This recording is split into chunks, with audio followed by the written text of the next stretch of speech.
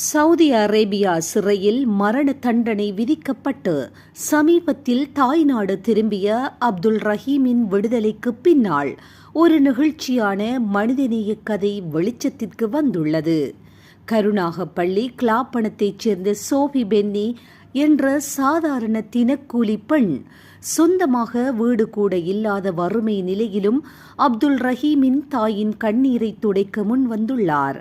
ரஹீமின் விடுதலைக்காக நிதி உதவிக்கு தன்னிடம் பணம் இல்லாததால் தனது கழுத்தில் இருந்த தாலிச்சங்கிலி மற்றும் சிலுவை உள்ளிட்ட தனது கடைசி சொத்தை அப்படியே தானமாக வழங்கியுள்ளார்.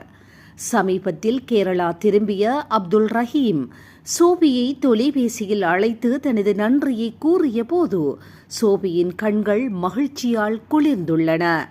வறுமையிலும் பிறர் உயிர் காத்த சோபி இன்று மனிதநேயத்தின் உண்மையான அடையாளமாக போற்றப்படுகின்றார். இது போன்ற செய்திகளை உடனுக்குடன் துல்லியமாக நீங்கள் அறிந்து கொள்ள கல்ஃப் நியூஸின் தமிழினை சப்ஸ்கிரைப் செய்வதனூடாக அறிந்து கொள்ள முடியும்.